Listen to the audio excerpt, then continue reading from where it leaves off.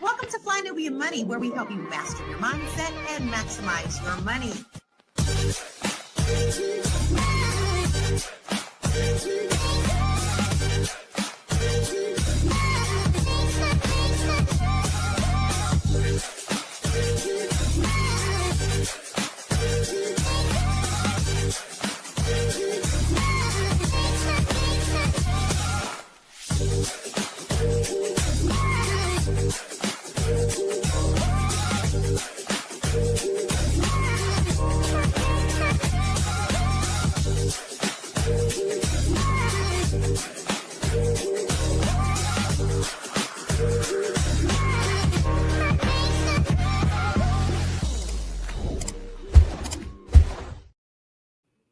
What's up, everybody? It's the Fly Nubian Money, where we help you to master your mindset and maximize your what? Money. Hey, what's up, ladies? How y'all doing today? Happy Wednesday. It's time to get over the hump, ladies. What's going on? Y'all good? Yes. Hello. Good. So listen, we're going to talk today about a young woman's video. It went viral after she shared the harsh reality of parenting young. But I can tell you from personal experience, parenting old is not that easy either. She is 23 and she's raising 3 kids, all with the same father who only shows up when it's convenient. Better than not showing up at all. And she's left making it do what little he gives. She also revealed that the stress and depression got so heavy that she even considered ending her life, which is a tragedy in and of itself. She speaks out just to warn other young women that love alone isn't enough. In this episode, we're going to dig deep into financial, emotional, and generational impact of early motherhood. We'll talk money, choosing partners wisely, how childhood trauma shows up in relationships, and the role fathers play, whether they're present or absent. This is real talk about responsibility, about survival, and about making choices that actually honor your future. So, we have the most amazing queens on the planet with us today, the ones who absolutely are the right ones to talk about this topic. We have Dr. SEW. What's happening, Miss Sabrina? You good? Good. Hey. All right. And then we have Miss Black Hollywood herself. How you doing, Mama? You good? I'm all right. I'm a little under the weather after A, B, and C. I turned up a little. You had me outside a little too long. Listen. I'm all right. I must got the immune system of steel because I'm good. And then we got the B.Big. Coach. Hey, the B.Big. Coach. What to say? What is up, Dr. Felice? We missed you. We didn't see all of us were A, B, and C. I'm so sad that we didn't see you there. How you doing, Mama? I'm good. I plan on showing up at the Power Network experience, though. Okay. Good. Then we'll see you there. So listen, let me first ask you a question. Anybody here ever been a single mother? Yeah. How'd that happen?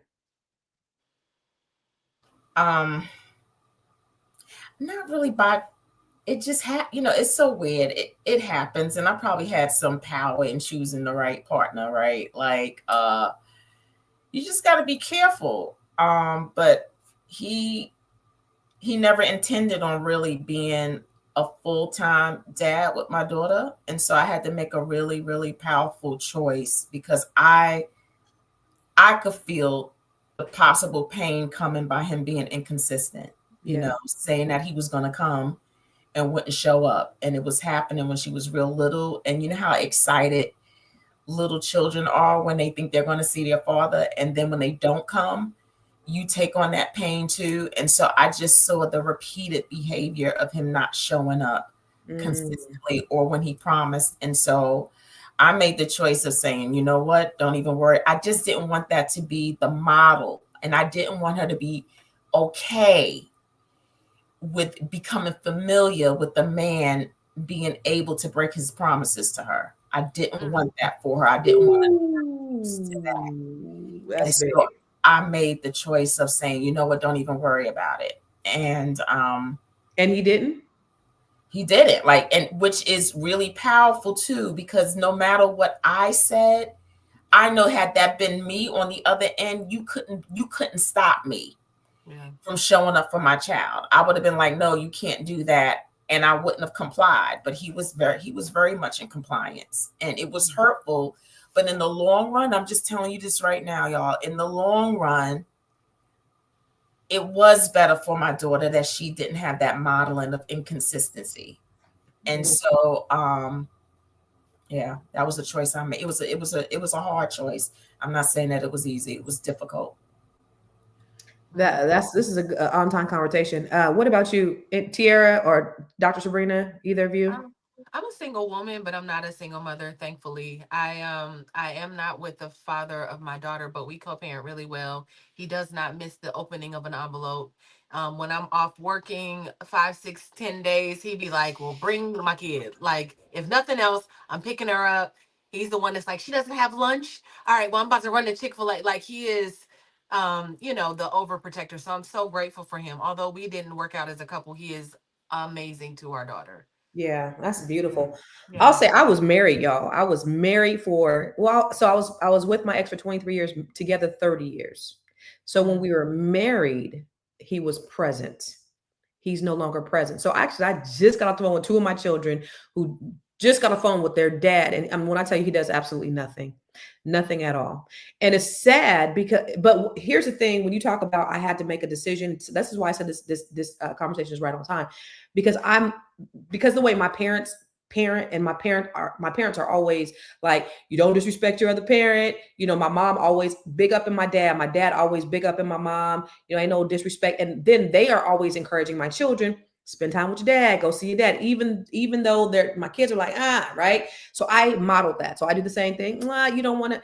But now I'm at the point where I'm like, if this man is not adding value in your life, if he is causing you pain and he is, and these low vibrational negativity, and you say, every time I talk to him, he makes me feel bad. Yeah. Every time I talk to him, it's always negativity. He doesn't pour anything positive because he thinks they just want money, which he doesn't give. But parenting is more than money. It is money. Yeah. Because these Negroes is expensive and I got to basically pay for them by myself. But it's not just that, it's being there. Like, he has no idea what's going on with my children. And he's like, you got this conversation he just had an hour ago. Y'all grown. Okay. I have 2 in college. So just because they're over 18 doesn't mean that they don't need the help from their parent. And then I have one that's under 18. Like, can you buy the Negro a pair of drawers? Something? You know what I'm saying? So so I had to say, today, I'm no longer going to force you or encourage you, because I don't force them, encourage you to have a relationship with this man, because if it doesn't bring value in your life, listen, I'm not going to, subject you to all of this mental anguish that you're going through just because I think it's the right thing to do. You need to cut him off, cut that Negro off. That's where I'm at. Do you think it's because is it a bitterness towards you that he yes. put out on the children?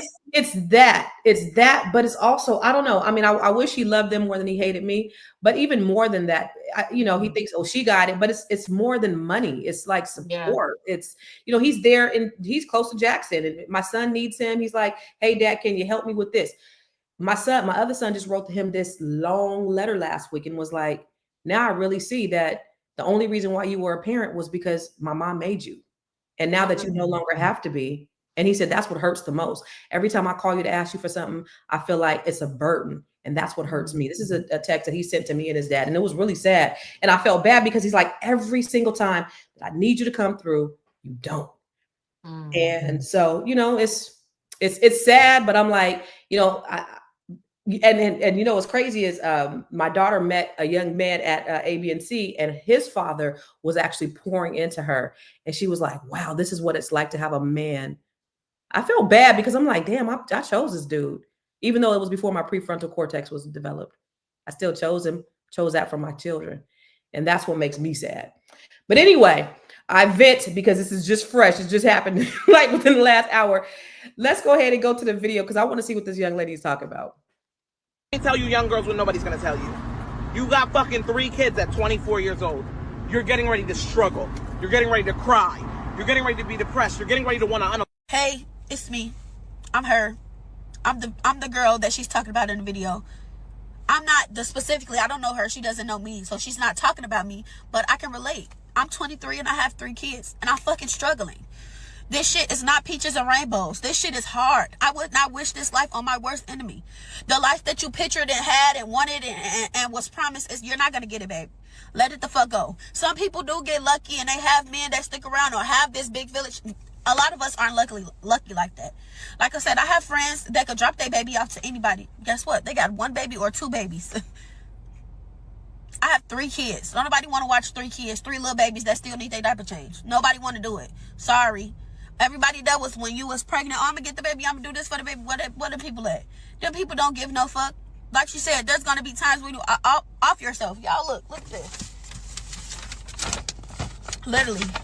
I stayed in the hospital for a whole fucking week because I had an overdose. I overdosed because I literally did not want to be here no more. I didn't have a pulse for 11 something, almost 12 minutes because I didn't want to be here. I felt like this it's not worth being here because guess what? Yes, I cry myself to sleep most nights. Most nights I am fucking stressed. My hair's falling out. Y'all have videos. I'm insert them if y'all want to see them. But I should not be 23, literally brushing my hair to the point my shit falling out. I got to keep cutting my hair. This is not the life I wish on my worst enemy. And yes, this shit get ugly. And yes, I post. And yes, all that. But behind closed doors, this shit is ugly as hell.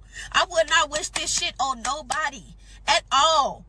Like she said, don't have no fucking kids. Love is not enough. These niggas don't give no fuck. They don't care. And I have 1 baby daddy. I don't have multiple baby. I have 1 baby daddy. That nigga don't give a fuck. That nigga be around when it's beneficial. That nigga be around when the shit going, when he feel like when he need me. That's what it really is.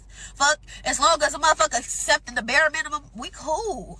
And it feel like for me, on the flip end of that, I be accepting the bare minimum and the little pieces of shit because I just be wanting to help. Because guess what? I don't got no big village of people that's gonna come and stuff for me and my kids. Fuck, so I'm accepting the littlest fucking piece of shit.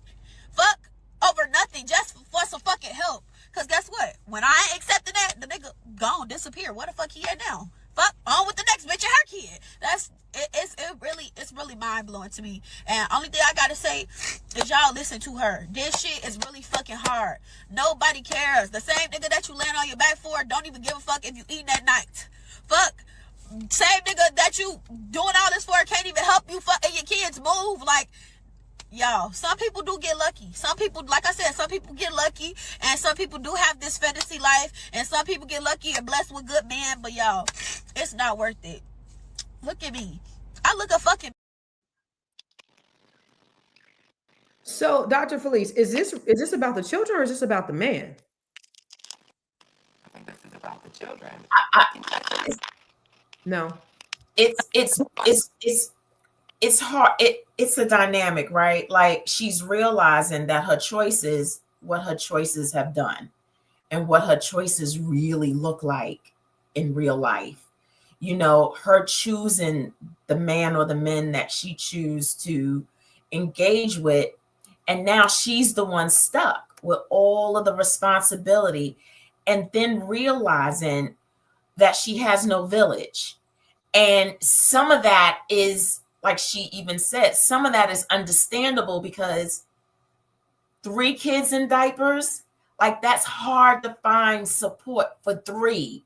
And so she realizes what her choices look like now, and she's incapable of really meeting the needs of her responsibilities in a way that keeps her mentally sound.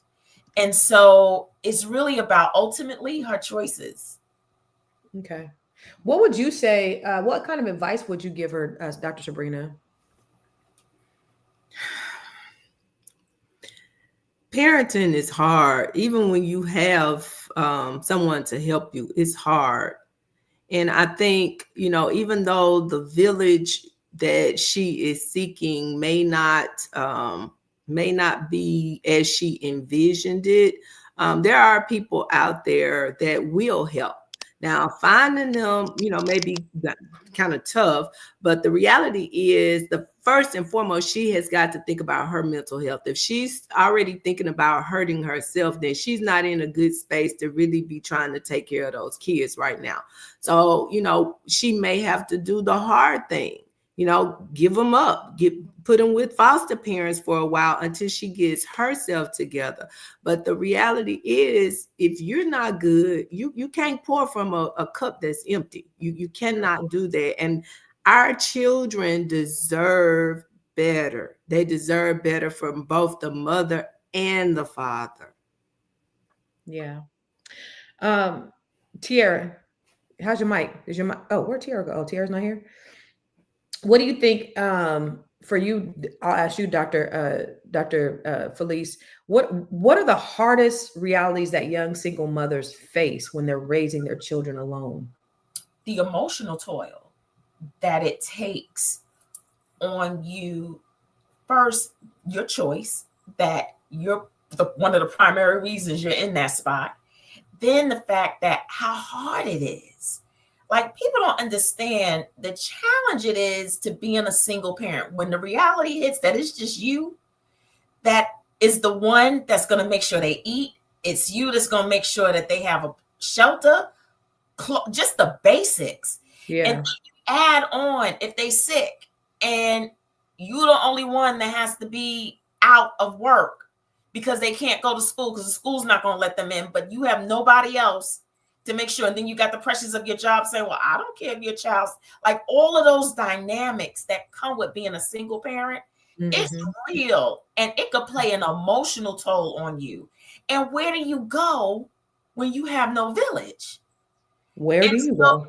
And so it's $1 million question. I heard her, I felt her, been there, but like could write it, like wrote the book. Like, it's not easy. And really, she has to find a way to get some kind of support and resources to help her to manage all of that. Because before you can even start on your mental, you must get your basic needs met first. I can't help you figure out how you're feeling and your rent is due and you don't know how that's going to get paid. Like, you got to pay the rent first before we even begin with the mental and how to handle that. And so your basic needs have to be met first before she can even go to a therapist. Yeah. I also think those choices that she made, she made a decision to be with this man that probably wasn't shit, because you don't just wake up and not be shit. So there was probably some red flags down the line, and then she went and had another baby and another baby and another baby, and then now he's on to, because when she mentioned he on to the next one, take care of somebody, and so that also is really like, you got the nerve, you got these kids over here, you doing nothing for, now you over there, because I see that a lot with a lot of women. You got the nerve to go take care of somebody else's kids, the nerve, the daring nerve. So that's also a thing as well, which is probably affects her mental. But we'll talk more about it when we come back from the commercial. It's a good show right here. But I'm biased. If you are just tuning in, you are watching Fly Nubian Money, where we help you master your mindset and maximize your money. My name is Tiara Williams. I'm also known as Miss Black Hollywood, and I'm the proud producer of this show because it is lit.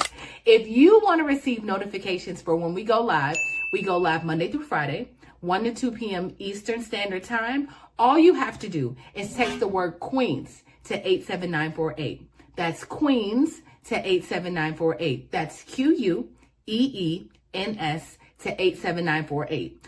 Also, if you want to grow your money and not blow your money, all you have to do is go to flynubianmoney.com. There's all kinds of resources, there's courses, there's free giveaways. There's just no reason to be broke in 2025. All you have to do is go to flynubianmoney.com. Obviously, you don't want to be entertained here. You want to know enough to grow.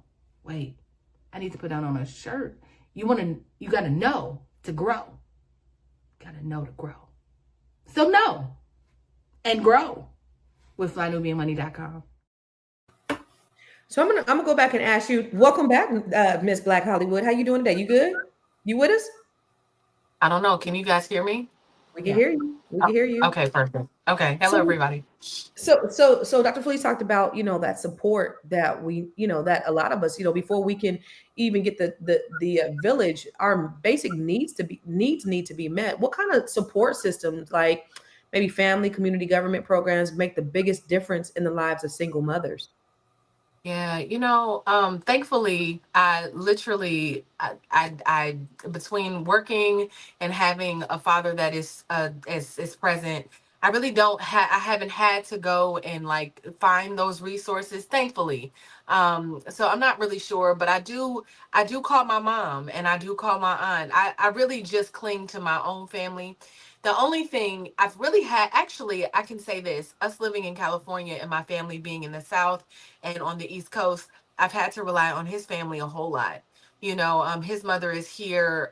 She is mother, uncles, cousins, and so I've definitely just used them as a part of my extended family. They are our village, and you know they are his family. So that has been my experience. I haven't had to go and find funding or anything like that, thankfully. Thank God. Sure. It's Praise hard God. out here. It's hard out here for a pimp. Right. So if you just tuned in, ladies and gentlemen, we're talking about this young mom of three shares the struggles of being single. She said, don't have no effing kids because love is not enough. What say you in the comments? You know, any single mothers out there that may be struggling, or do you have any stories that you want to share about maybe your baby father is not in your child's life? Like, what is going on and how did you get there? You know, like I said, for me, I was married, so that wasn't the plan, but it ended up being a plan for me, you know, 30 years later. And it's unfortunate. It's really unfortunate that, you know, somebody could just be there. One thing my daughter said one time is, I would have rather never had a father than to have had a father and then him no longer be present in my life. I wish he just was never there in the first place. I was like, oh, that killed my life, because it's like, you know, and then again, I feel partially responsible because I chose the Negro. But let's take a look at this other video that we have here. A baby daddy will have you thinking the mother of his child is a clown. The whole time she's a boss and he's the bum. Let's be real. You are the mother out here standing on business, showing up every day and taking care of your kids. And he makes every excuse for why he can't step up as a father to his children and handle his responsibilities. Meanwhile, he's telling his new girl how bad of a mother you are, and she's smiling like she just won the lottery. 2 clowns, 1 circus. So, Dr. Sabrina, why do you think that so many men think that being a parent is an option? Good question. Why do they think that? In your experience, do you have anybody in your life who thinks that parenting is an option? And why do they think that? Why do some men, I won't say so many, but why do some men think that parenting is an option? And it's not just Black men, because it's some Right. areas. Right. There's an old saying, mama's baby, daddy's maybe. And to be honest with you, you know, you guys know I like to be 100 with you, very transparent. I remember being a married mom with a husband, but it felt totally different for me. I didn't have the option to do a lot of things, and I even think that my husband has options to do. So, for example, a lot of times my children will come to me. They will call me for things, and I think, you have a mom and a dad. You know, children that nurturing certain things that we just do because we are mom. Our children tend to depend on us a lot, especially when they're younger. But then when they get, you know, older in the formative years, I think it is important for dads to step up and to show up and to be present. Now, why they choose not to do so, that would be a good question, I guess, to pose to a man, because I don't know what goes on in a man's mind that allows him to think that parenting is an option for him. Perhaps it may be because they didn't see that was not modeled for them. It's kind of hard to do something that you've never done. If you had not had any role models, you may feel like you're going to fail at it. You're not going to do it well. So you tend to step back. I'd rather not be engaged than to fail at it and look like a failure. But the reality is, you know, and I tell my husband this all the time, we both became parents at the same time. You know, I didn't have any more experience than you had at it. We're just trying to figure this thing out. Yeah. And so a lot of times you'll hear people say, I can't speak to this because I don't have any grandchildren, but you'll hear people say they feel like they got a second chance when they have grandkids because all the things that they didn't know how to do, didn't quite get right the first go around, they have a chance to correct that with the grandchildren. But, to your point, some people feel like it is an option. And once you've made that decision, that's where the option came in, Constance, to be honest. You have the option when you're making the decision. Once the deed is done, there are no options. There are no options. Somebody said because men are natural providers and protectors, men are not natural providers and protectors. We're lied to. And I remember I would see like people that I knew women who weren't taking care of their kids. And for me, that is one of the most lowest women that you could, like a woman who doesn't take care of her kids. Cause I would see that up close and personal. I know a couple of women who didn't. And I used to just think, how can a woman not take care of their kids? Not knowing, a couple of years later, I would have their dad not doing the same thing. But I just think it's one of the lowest things that a person can do is say that, I opt not to, even though I created this child, or having the delusion to think that what you're doing is enough when you're not doing anything. But I want to pose the same question to you, Dr. Felice, that I posed to Miss Black Hollywood. What was that question I said to you? What was the question? What assistance?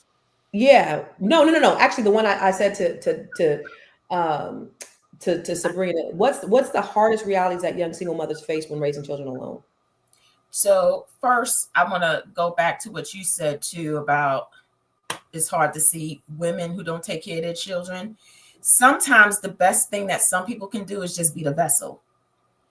The vessel to get the child here is enough for honor, right? Because what people don't take into consideration that every time you lie down, man and female, you have the ability to procreate. And so when you lay down with not understanding that responsibility and the possible outcomes, that alone is a sign of immaturity, right? And carelessness. And so with that carelessness doesn't mean necessarily that those people are meant or want to be parents. Everybody is not a parent. And everybody doesn't want to be a parent, but some of them choose to bring that child forth so that they can have an opportunity to pursue their purpose, plan, and call on life. Right. And sometimes that's their best.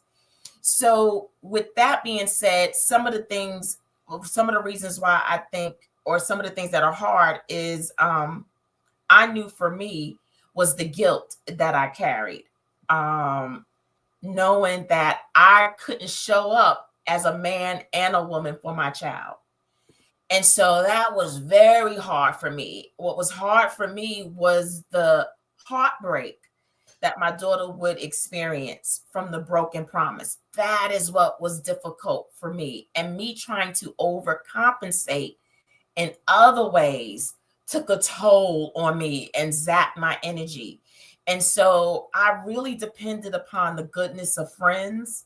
I depended upon the goodness of my church family. Like my church family really, my pastor and parishioners really helped me fill in those gaps. Like they had things for my daughter to be a part of where people would love on her and lift her up and shower her with certain things that I couldn't give her. So I really depend, even though it was a limited village, it got us through. So I took the limits. So whatever that was available to me, I took it and I embraced it. And I communicated with my daughter at all times when we would go through those challenges. Because there was certain, I had little respites where sometimes she was good and my love was enough. And then when it wasn't, I had to communicate with her and I had to turn to my village for support about, okay, what do I do at this juncture? And how do I get through this? And I would talk her through that. And so we got through, the best way we knew how. But that was, and I did experience financial difficulties. And, where I told people all the time, I was robbing a disciple a month. There was 12 and I pick and choose what disciple that month, and then I would ask for forgiveness for the stealing. And so I just had to do and make do with what I had at those times. But you are here. And that's what it sounds like. It sounds like she needs some type of support system, maybe a church family that she can go to, or some other type of group or village. There's lots of support out there. I think she probably should seek the advice of some type of support. But let's go to the next, let's go to a commercial, and we'll talk more about it when we get back. I know you're busy, you got things to do, and you can't take us on the go with you every single day. Good news for you. We are now on Spotify. So if you can't watch us, now you can listen to us on Spotify.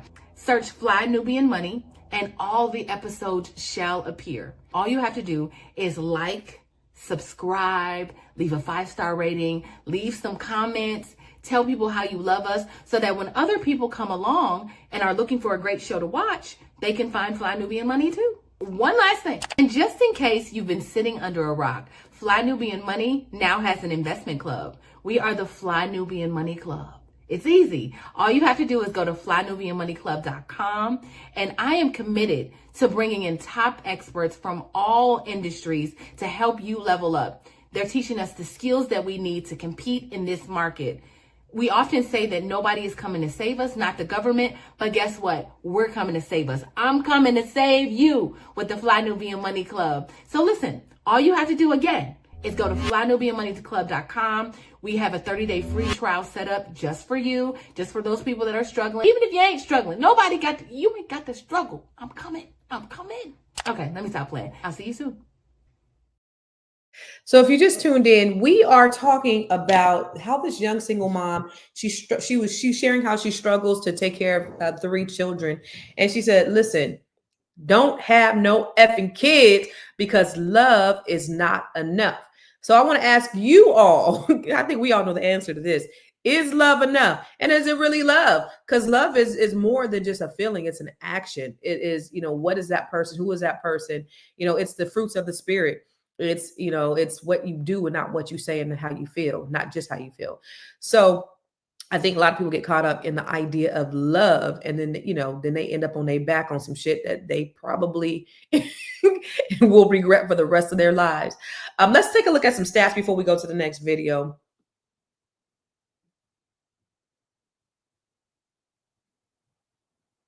So young mothers aged 20 to 24 are more likely to live in poverty than older mothers. Did you guys know that?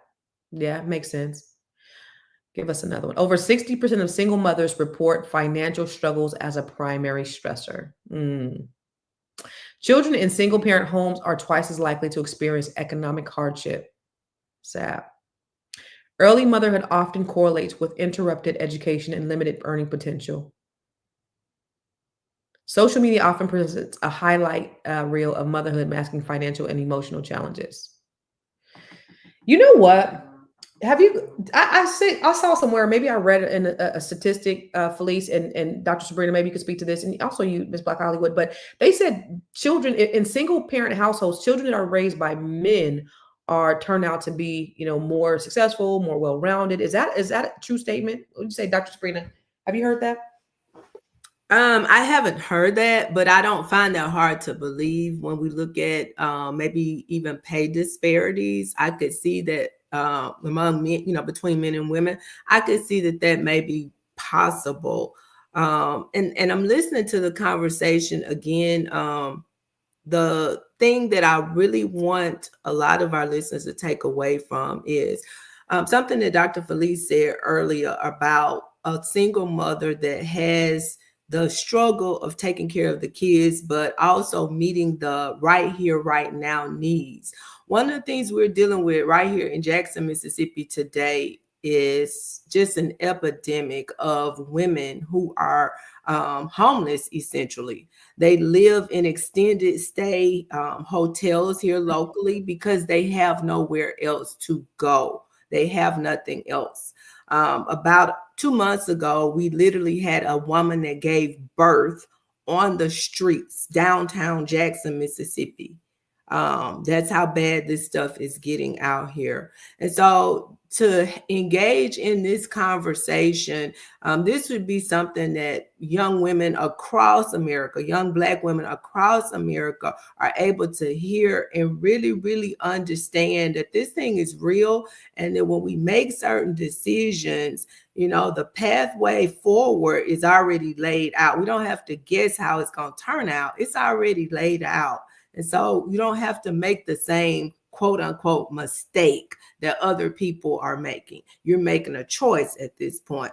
But I don't wish it on anybody because it is hard. And again, I keep echoing, it's hard when there are two of us trying to do this. So I can only imagine, and my heart goes out to those that are trying to do it by themselves, these young mothers.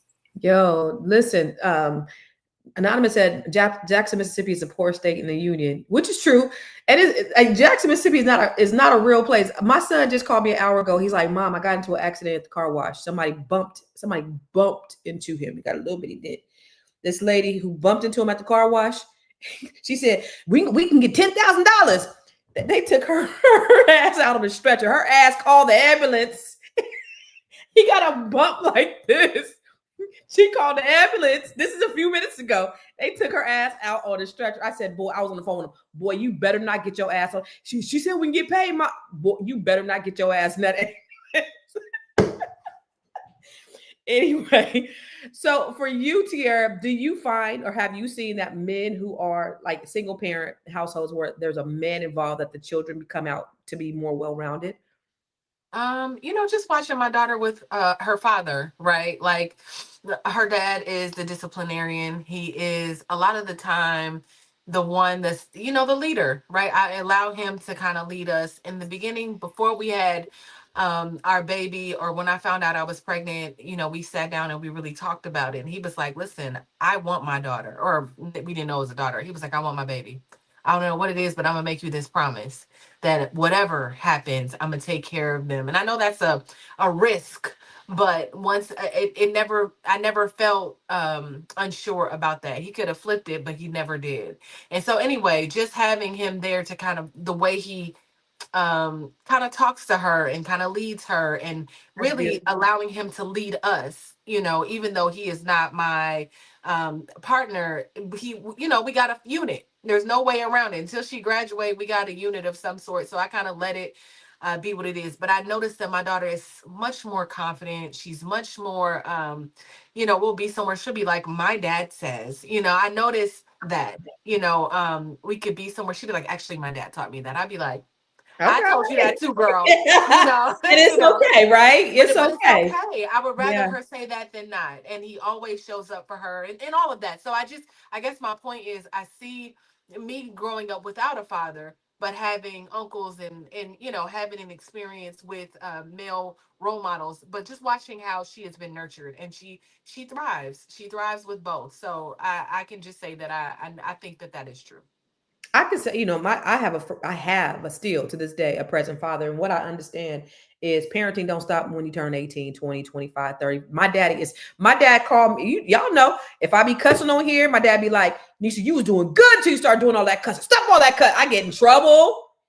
I was talking about somebody the other day with my siblings on a little group thread. My daddy called me, stop all that talk about people. Just because you grown, it don't mean that you stop being a parent. And I could say my dad was always the one sitting on the front row at every honors award ceremony that I had. Every time I played the cello, every banquet that I had, anything that I was involved in, my father was there. And I definitely attribute that to my success today because I had a present father, and it's so necessary. And it's unfortunate because my kids don't get to experience what I experienced in having a great father. Now my mom is cool too. She wasn't as present as my dad, but my dad picked up the slack, and that was definitely the differentiator for me, I think, in my life, was having a great father. Can I speak to that too? Of course. I think there's something about a father's love when he's decided to be present. Mm-hmm. That is powerful and so necessary. And if our men just understood their power, and it's that love power. When Black men decide to love, how it shapes and changes their children, their families as a whole. We need our men. And we need them to decide to show up in the power of their love and what it can do and how it's transformative. Yeah, and man. so I do believe that when you have a man who has decided to show up in love for their children, there is a difference. Yeah. And it's okay. It doesn't mean that it's better. It's just different. And it shows up a different way in their children. They have a higher sense of confidence, I think, when they know that their dad is on the scene. They have a higher sense of safety and security when they know their dad is on the scene. Men are meticulous and they're not multitaskers like us. Yeah. Like, we try and take on all the things. So we watching the kid, we cooking. Men, when they doing something, they doing that. So when they are with their child, they are very, not all, I'm not saying across the board, but many times they are present. They're more present than we are. Can you imagine what that feels like in a child's life to have a present dad? Man, it's dope. Right? It's dope. And so, oh my gosh, the power of men when they decide to show up in their love and what it means. So absolutely, I can see that. Beautiful. It's beautiful. Anonymous said that's only for girls. The boys have to go out on their own, not for us. So my dad is the present dad for me, my brothers, my sister. My brother is over there helping my dad. He still goes over there and helps him mow the lawn. My dad go to my brother's house and he that's just how my dad raised us. So my father didn't say, "Oh boy, you go." I mean, he's harder on my son, right? He's harder on my son, my brother. He's he treats my son like a man, but still there. That Negro is 8 years older than me. So that means he's 57 and my dad still be on his helmet too. So, I mean, it's until the day he dies, until the day we die, we are parents to our children. Let's go to our next video. A baby daddy will have.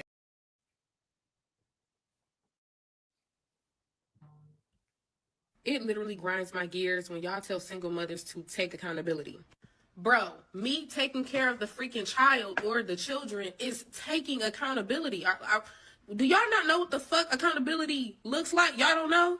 It is when you take action against a decision you made. If it had ill consequences, you are dealing with it. You're actionable things, i.e. taking care of said child/children. And I know y'all saw homegirl crying early this morning or last night or whatever, and she got the 3 kids and all the drama, right? And so the one girl was like, why, if you couldn't afford the first kid or the second, why did you have the third? The girl said the first 2, she was like barely holding on, and she acknowledged that, and she told him that. And you know what I'm saying? The fact that he was a good man to her other kids, she didn't feel the need to put up, you know what I'm saying, to stop a pregnancy from happening with him or having a third child because she. This is called enabling bad behavior. This is the reason why people feel valid and not taking responsibility, because that same girl that she was talking about, she was pissed at me for even bringing out or pointing out the fact that she was a 3-time single baby mama who kids are the ones that's going to suffer as a result of. See, they think that taking responsibility is the fact that you're still a mother. It's not, because she was making excuses as to why her behavior was valid. That's not taking responsibility. And then what happens is you start to blame other people. She was blaming her baby fathers for her plight and her situation, instead of saying, you know what, I opened up my legs, I messed up, I shouldn't have did it, so on and so forth. And then she started to get cash apps. You know what wound up happening? She started to get a bunch of cash apps, and then she had other people paying for her daycare and stuff like that. And then she looked up and she was like, hey, man, my account's still in the negative. Somebody scam me. And then it was back to this vicious cycle, which the children are. So I guess the question is, Queens, it's like, is there a blame game, right? They're actually, the first young lady that was talking, we actually obviously responded to I don't know the first lady's I didn't watch that whole video, but the young lady that we modeled this episode off of basically said, hey, listen, I have 3 children, they're all in diapers. Is it her fault that she kept having a baby? Like, who should we hold accountable? Is it a blame game, or what do you ladies think? What do you think, Dr. Sabrina? I won't say, I don't like to say fault. I'm not going to say that. But I will say she made a conscious choice. She made a conscious choice to continue having children, because the reality is we all know how to get them. We know where they come from. We are grown enough to know what it takes to get them, but we also know what it takes to stop them from coming as well. And so I think that's a conversation that we got to start having with these young women.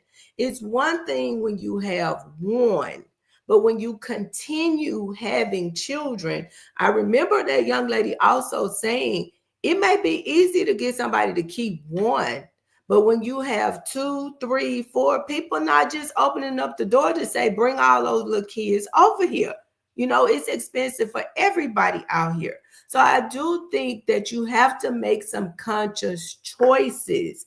Once you have that one, give yourself the chance. Basically, the old folks used to say, give yourself a chance to heal. You got 3 kids and they all still in diapers. That means you didn't even give yourself time to heal up. So no.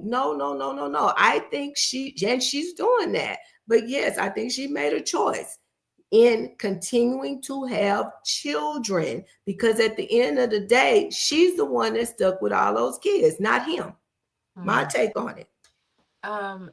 Dr. Felice, okay. So what do you wish somebody would have told you when you were young and having you had a young daughter, you were a young mother having a daughter? What do you wish somebody would have sat down and said to you before? Like, what are something that we can tell these young girls?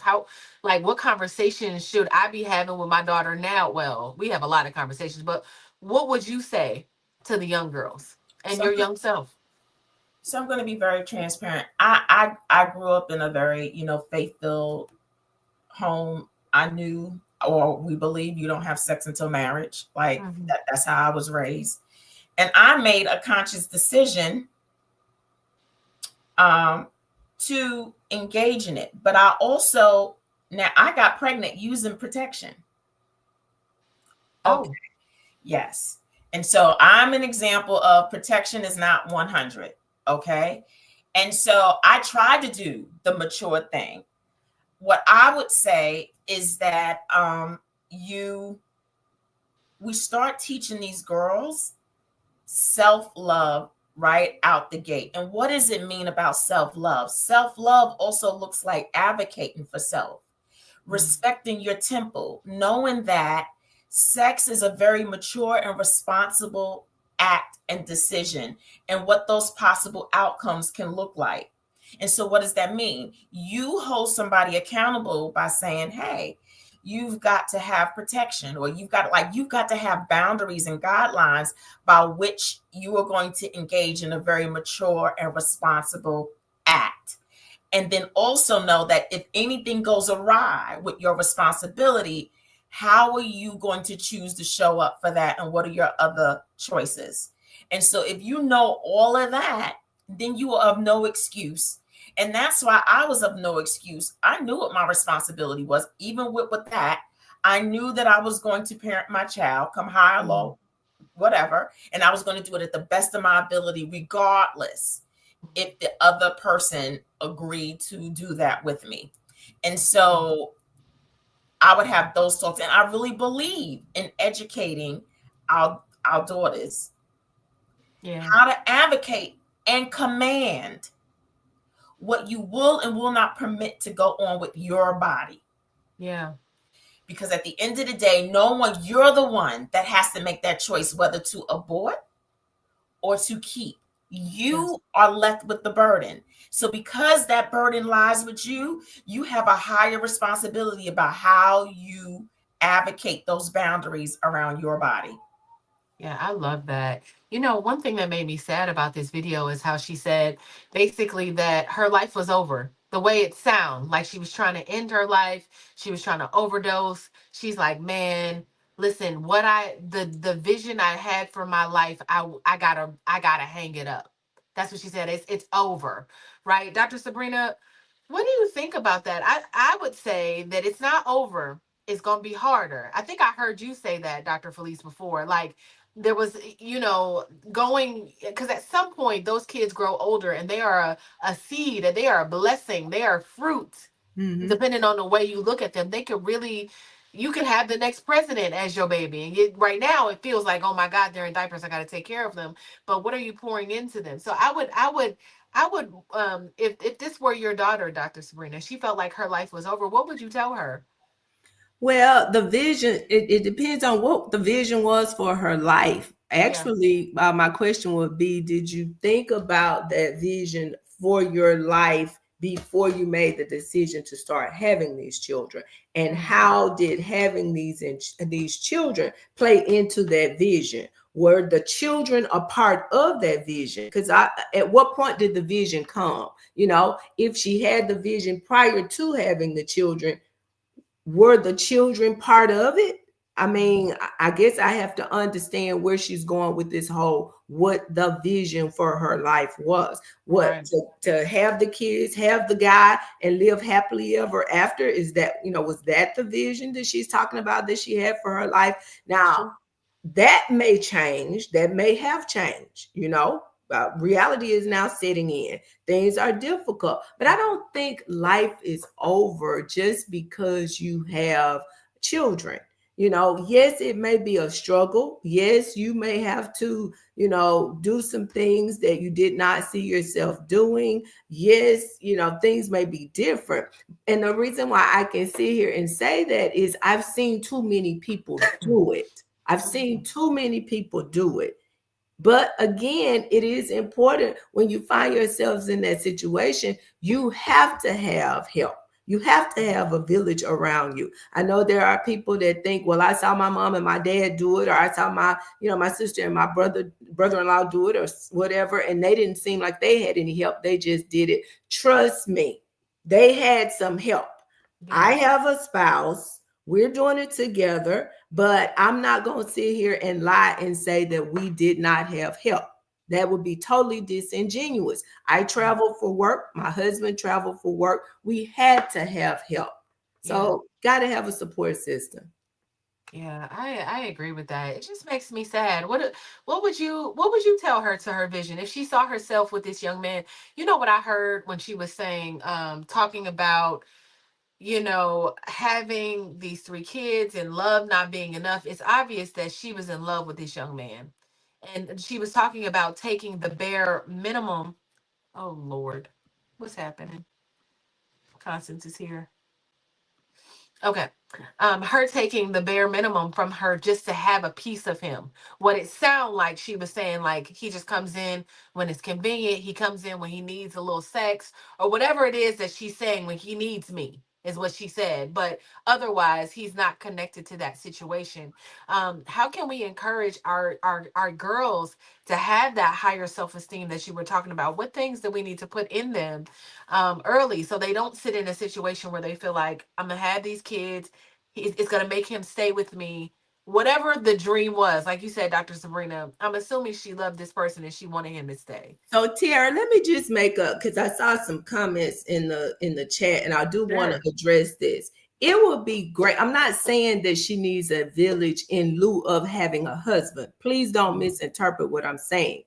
We're not talking about the ideal situation. Ideally, yes, she does need a husband, but we're talking about her right here, right now. And right here, right now, she doesn't have a husband. She's talking about the state that she finds herself in right now. So since she does not have a husband, what we are suggesting is that she does need some type of support system to help her where she is right now. Because the reality is, having 3 kids makes it even tougher for her now to have a husband. So I just wanted to clear that up. I'm not suggesting that she needs a village in lieu of a husband. That's not what this is. Yeah. I mean, at this point, she's saying she's suicidal, right? Yeah. There's a lot of things happening, right? You can't get a husband right now, boo. You got to work on self. It's not even a season. Nobody wants to walk into the middle of chaos, right? And be like, okay, let me make it better. But I guess that's my question for you. What can be done at this point? What do you take someone like, what would you tell her, Dr. Felice? I know you said you couldn't really say anything unless she got her basic needs met before, but like, what do you tell young girls? So I'll just say, what do you tell young girls to keep their esteem, keep them out of these situations? Tell them that, we've all made mistakes. We've all made choices, that we have these outcomes that we have to be responsible for, but that you are still enough, that there's still hope, and that this is temporary. I know that it looks like it's forever, but it is temporary. That's right. Now let's start pouring back into you in a way that builds up your tank so that you can go ahead and take care of these babies. Yeah. So first, one of the things that I do when I work with women around self-esteem is let's get to know who you are. What does it mean to be you? And then let's create who you want to become, because those two things are very important. Why? It's because when you know who you are and who you want to become, you're going to hopefully make choices that align with that vision. Yeah. Right? So I give people the example. You want to be a chef. Well, you're not going to go to a school and make choices that's for engineering or medical. You're going to make choices that align with the vision of you becoming a chef. That's Okay. why it's so important to know who you are. What are those things that make you you? Because once you start getting insight about who you are and learning that how you were created is enough, is one of the basic foundational things about that helps you to start recognizing and loving on you. And then when you can start creating a visual about who you are and how you want to evolve, those choices that align with that are going to start building your confidence. When you start building your confidence, you show up into spaces better. And those choices come along with you. And then the universe will start mirroring that you. And so I just do a real basic foundational thing about how you start training yourself to love you. I love that. I love that. I want to go to some of these comments. I love that. I want to do that today. And I feel confident, but I love that. Even as an exercise for all of us, right? Do you have something to add to that, Dr. Sabrina, before I go to these comments? Because that was good. Oh, I can't hear you. What'd you say? Go ahead to the comments. They're good. All right. Black Lexicon says a lot of women in her position make future choices because of self-fulfilling trauma choices vocalized and projected by their own parents. What do you say about that, Dr. Sabrina? Is this a product of your environment kind of situation? Sometimes it is. So think about the other side of that. The young girl that grows up in a household where there is no man, maybe the first guy that she comes in contact with that shows her attention, she feels, hey, somebody's showing me some attention. So it's kind of easy for her to find herself in a situation where she's vulnerable. And before she knows it, she has one child and then a second child and then a third child. And then she's on social media saying, hey, I got 3 kids and don't get married. Don't have kids because nobody helped you. I don't know. It's possible. Yeah. Miat says, make life easy on yourself. Utilize the power of discernment and common sense. He lets you know you are not his wife material by not asking you for your hand and not following through at the courthouse. I'd have to say, like, after the first baby, if there were some red flags, if there were some things around, or, he didn't just have 3 children and then say, I'm not taking care of these kids. He was in and out. You was already in and out. So something makes me feel like maybe she thought that if I keep having children, keep doing, trying to do life and build this thing with this person, then maybe they'll say, what would you say to that? When a man is not showing you, Dr. Felice, that he wants to be with you. You've had his first baby and then you had his second baby. And we don't know if any of these kids are twins. I'm hoping they twins, because I don't know how you can have 3 kids and they all be that young. But at what point do you tell her to stop and kind of evaluate? Like, is it before she starts to have babies at all? We not married. Or is it after the first baby? Or what would you say? I always say start at the foundation before, right? We want to be proactive, not reactive. We want to be preventative, right? And so my goal is to start teaching these girls younger than that, and to believe people when they tell you something in the beginning. Believe them, because men are not like us. Yeah. Women talk and don't mean half the stuff they say. Men mean exactly what they say. Okay. They are black and white. And so you believe men when they tell you something, and when they show you who you are, believe them, but we also cannot dismiss the power of trauma. Because trauma, a lot of times, untreated, unhealed trauma, has the power of repeating patterns, very toxic, unhealthy patterns.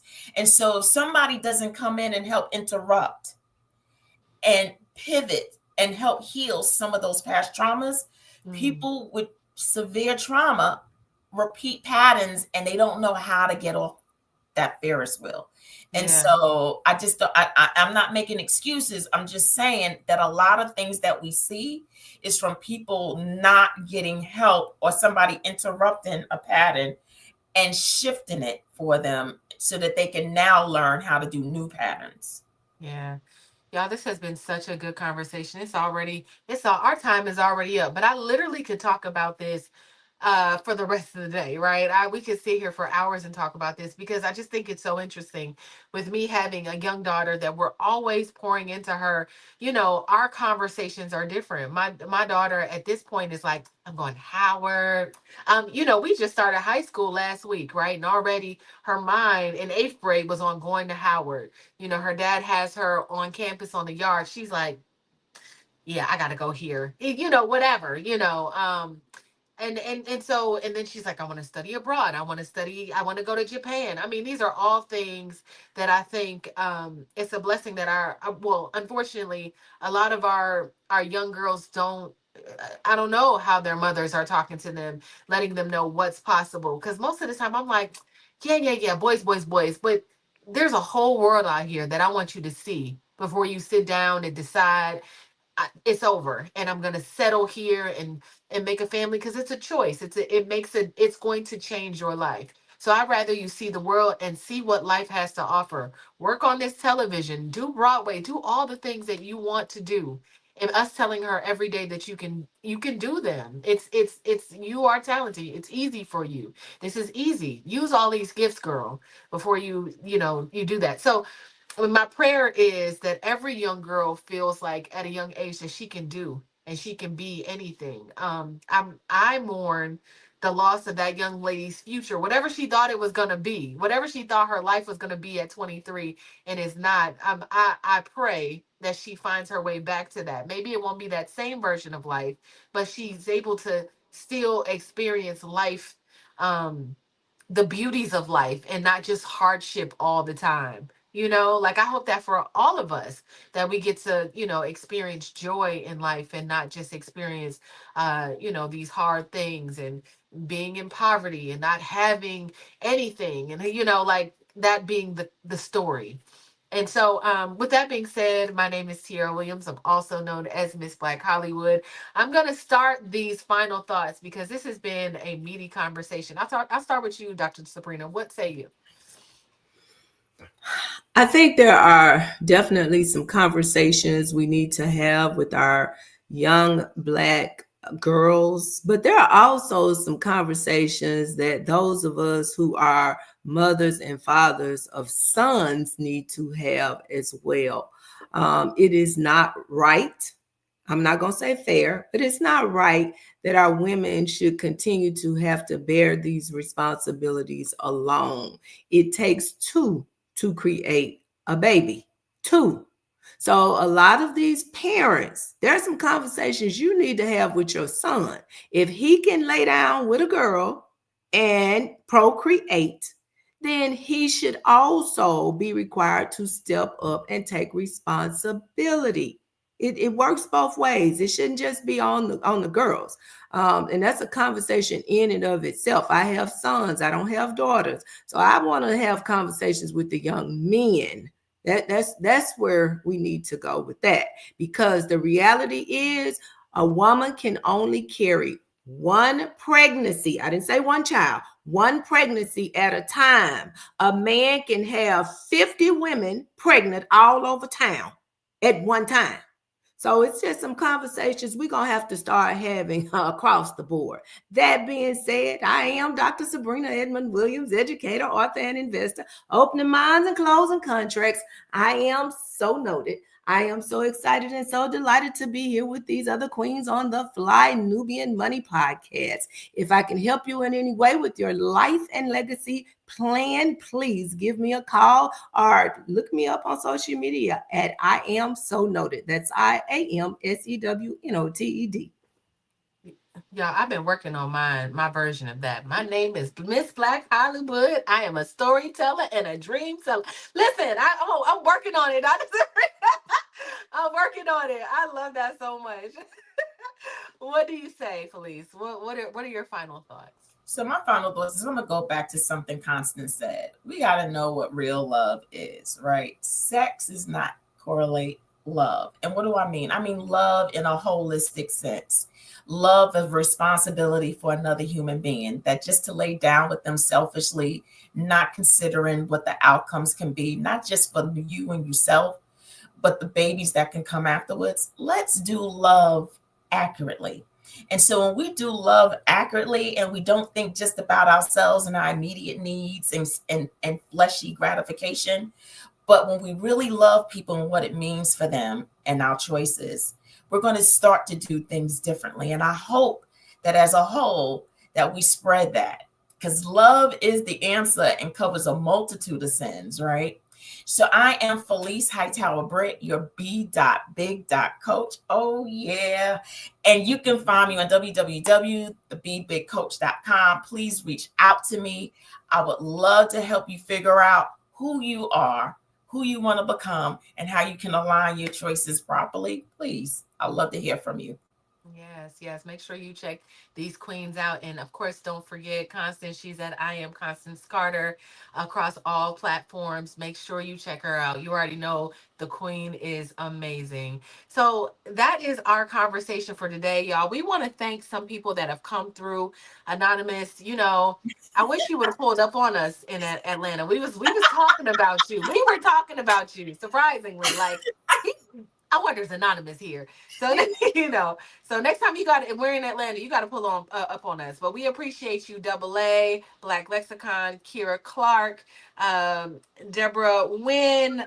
C White, y'all come through every single day. Tamisha, Larry Box Jr. We appreciate you. We appreciate y'all. There would be no show without you all. We are so blessed to share this time with you every single day. And with that being said, we will see you tomorrow, same time. Who says same bat channel? We'll be here. All right, we'll see you tomorrow. We love y'all. Bye.